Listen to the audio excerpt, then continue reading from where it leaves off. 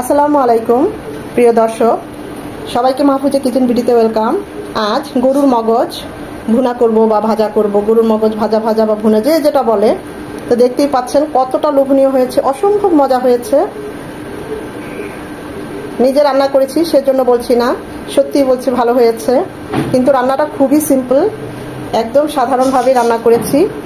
ঘরে থাকা যেসব মশলা, ওই মশলা দিয়েই রান্নাটা করেছি, মগজ ভুনাটা। তো কথা না বাড়িয়ে চলুন সেই মগজ ভুনাটা আপনাদের সাথে রান্নাটা শেয়ার করি।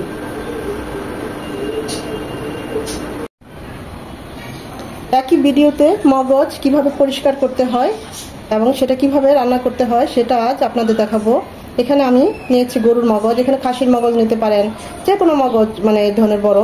তো এই যে দেখতে পাচ্ছেন ব্লাড, এখানে কিছু পর্দা আছে, রগ আছে, এগুলো আজ আমি আপনাদের কিভাবে পরিষ্কার করতে হয় একই ভিডিওতে দেখিয়ে দিব। তো প্রথমে আমরা যেটা করব, মগজটাকে এখানে আমি নর্মাল পানি নিয়েছি, একদম নর্মাল। মগজটাকে 10 মিনিট ভিজিয়ে রাখবো। এতে হবে কি, আস্তে আস্তে যে ব্লাডগুলো আছে সেগুলো কিছুটা বের হয়ে যাবে। আর এই পর্দাটা, উপরের একটা পাতলা পর্দা থাকে, রগ থাকে, এগুলো সফট হবে। এখানে ভুলেও গরম পানি ইউজ করবেন না, তাহলে কিন্তু ব্লাডগুলো জমে যেতে পারে। তো এখানে একদম নর্মাল পানি ইউজ করবেন। এটা 10 মিনিট ভিজুক, তারপর আপনাদের দেখাচ্ছি। 10 মিনিট পর দেখুন যতটুকু, আমি কিন্তু মগজটা 4-5 বার ধুয়ে তারপর এভাবে পানিতে ভিজিয়ে রেখেছি, যেন বাকি যে ব্লাডটুকু আছে বের হয়ে যায় আর সফটও হয়, আমরা যেন পরিষ্কারটা করতে সুন্দরভাবে পারি। তো যা বের হওয়ার, দেখতেই পাচ্ছেন পানিটার কালার চেঞ্জ হয়ে গেছে। এখন এর মধ্যে যে দেখুন পাতলা এক ধরনের পর্দার মতো, এভাবে টানলেই দেখবেন, এক পাশ টানলে এইভাবে বের হয়ে আসবে।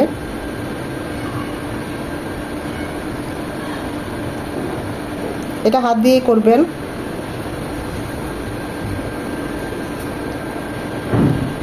এভাবে করে আমি মগজটা পুরোটাই, পর্দাটা আর এরকম পাতলা যে একটু রগের মতো থাকে, এগুলো টান দিয়ে দিয়ে এভাবেই করে ফেলবো। বাকিটুকু করে নিচ্ছি পরিষ্কার, যেহেতু খুব সফট।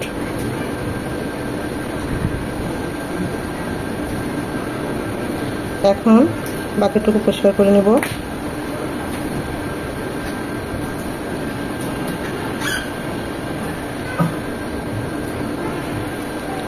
ভালোভাবে পরিষ্কার করে নিয়ে এখন এগুলো আরো 2 থেকে 3 বার ওয়াশ করে নিব।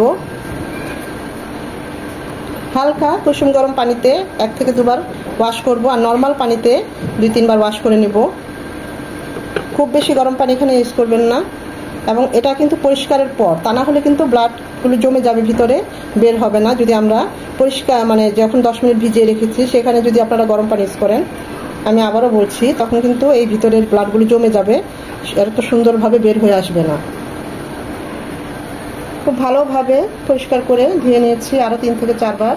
আমি এতটুকু সাইজ করে করে, একদম ছোটও না আবার বড়ও না, এইভাবে করে কেটে নিয়েছি মগজটাকে, যেন রান্না করার পর মুখে লাগে। একটু ছোট করলে গলে যাবে বেশি, তখন আর বোঝা যাবে না মগজ খাচ্ছি কিনা। তাই এই সাইজ করে কেটে নিয়েছি, দেখতেই পাচ্ছেন, একদম নিট অ্যান্ড ক্লিন। তো এখন আমরা রান্নায় চলে যাব। প্যানে দিয়ে দিচ্ছি 3 চামচ সয়াবিন তেল। তেলটা গরম হয়ে এসেছে, দিয়ে দিচ্ছি 2টো দারচিনি টুকরো, 2টো সাদা এলাচ থেতো করে দিয়েছি, একটা তেজপাতা টুকরো করে দিয়েছি। 1 মিনিট হবে গরম মশলা, গোটা মশলাগুলো 1 মিনিট হওয়ার পর দিয়ে দিচ্ছি 1/2 কাপ পেঁয়াজ কুচি। খুব সুন্দর একটা অ্যারোমা বের হবে, পেঁয়াজটা নরম হবে। পেঁয়াজটা একদম নরম হয়ে গিয়েছে, একদম লাল লাল করার দরকার নেই। দিয়ে দিব 1 চামচ আদা রসুনের পেস্ট, 1/2 চামচ আদা, 1/2 চামচ রসুন। এটাকে 1 মিনিট ভেজে নেব, যেন আদার ঝাঁঝালো গন্ধটা চলে যায়। আদা রসুনের পেস্টটাকে 1 মিনিট ভেজে নেওয়ার পর সবকিছু এখানে 1/2 চামচ নিয়েছি। 1/2 চামচ হলুদ গুঁড়ো, 1/2 চামচ মরিচ গুঁড়ো, 1/2 চামচ ভাজা জিরে গুঁড়ো, আর 1/2 চামচ গরম মশলা গুঁড়ো, সামান্য পরিমাণ জায়ফল জয়ত্রী গুঁড়ো। এগুলো একটু পানি দিয়ে গুলিয়ে দেব। আমি গরম পানি দিয়ে গুলিয়ে নিচ্ছি, চেষ্টা করবেন গরম পানিটা দিতে। পানি দিয়ে গুলিয়ে দিলে হয় কি, বাটা মশলার টেস্ট আসে, আবার মশলাগুলো পুড়ে যায় না, কষানোটাও খুব ভালো হয়। খুব ভালোভাবে মশলাগুলো কষিয়ে নেব।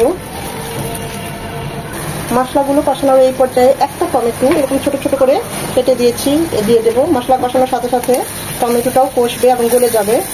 চাইলে এখানে আপনারা টমেটো পিউরি দিতে পারেন 2 চামচ, তাহলে আর টমেটোটা দিতে হবে না। এখানে হলুদ গুঁড়ো আছে, দিয়ে দিচ্ছি সামান্য লবণ, তাহলে এই টমেটোগুলো আরো তাড়াতাড়ি গলে আসবে। ঢাকনা দিয়ে ঢেকে দেবো 2-3 মিনিটের জন্য।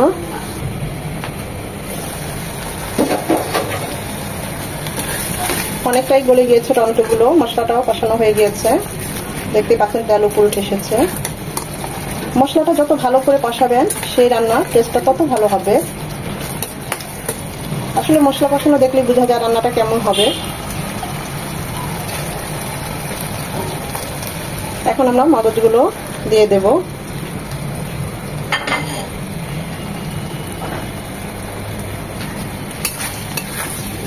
মশলার সাথে খুব ভালোভাবে নেড়ে চেড়ে মিশিয়ে নেব। আলতোভাবে নাড়তে হবে, একদম ঘুটে ঘুটে নাড়া যাবে না, তাহলে মগজগুলো গলে যাবে, খাওয়ার সময় ভালো লাগবে না। 3-4 মিনিট কষিয়ে নেব মশলার সাথে মগজগুলো।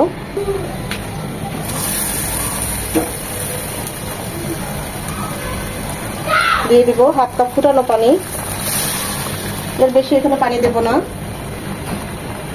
দিয়ে দিব 4টা কাঁচা পাকা মরিচ আস্ত, যেন ঝাল না হয়। আর লবণটা বুঝে দিতে হবে, আমরা কিন্তু টমেটোটা গলানোর জন্য কিছুটা লবণ দিয়েছি। এটা মাখা মাখা একদম ভাজা ভাজা হবে, এটা কিন্তু ঝোল হবে না।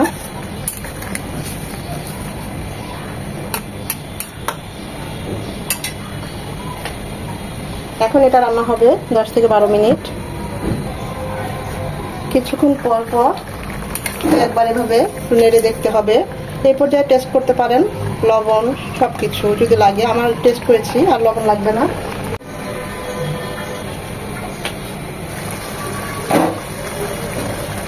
পরিবারের সবার কথা ভেবে এতটুকু মাখো মাখো রাখতে পারেন, কিন্তু আমি আজকে ভাজা ভাজা করব। এটা একটু ভাজা ভাজা হলেই বেশি ভালো লাগে, গরম ভাত দিয়ে, পোলাও দিয়ে, পরোটা দিয়েও খুব ভালো লাগে এই মগজটা। আপনারা চাইলে এই মাখো মাখোটা রাখতে পারেন। আমি আরেকটু ভাজা ভাজা করে নেব। এখন আর ঢাকবো না, না ঢেকে 2-3 মিনিট এভাবে ঝোলটা টানিয়ে নেব। নিচে যেন না লেগে যায় সেদিকেও খেয়াল রাখতে হবে। আমাদের মগজটা অলমোস্ট ডান, দেখতেই পাচ্ছেন কতটা লোভনীয় হয়েছে, অসম্ভব মজা হয়েছে। আমি এখন চুলাটা অফ করে দেব।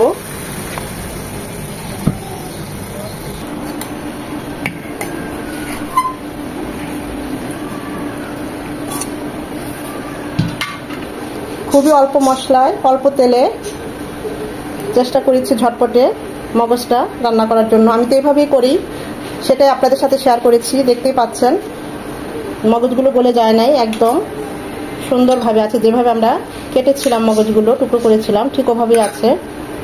খুব ভালোভাবে সেদ্ধ হয়ে গিয়েছে। আশা করি ভিডিওটা আপনাদের ভালো লেগেছে। আর যদি ভালো লেগে থাকে অবশ্যই একটা লাইক দিবেন, কারণ এই লাইকটা পরবর্তী ভিডিও করতে আমাকে উৎসাহিত করে, সাহায্য করে। ফ্রেন্ডস অ্যান্ড ফ্যামিলির মাঝে বেশি বেশি করে শেয়ার করে দিবেন, যেন তারাও দেখার সুযোগ পায়। আর এই ধরনের মজার মজার রেসিপি পেতে অবশ্যই আমার চ্যানেলটা সাবস্ক্রাইব করে আমার পাশে থাকবেন।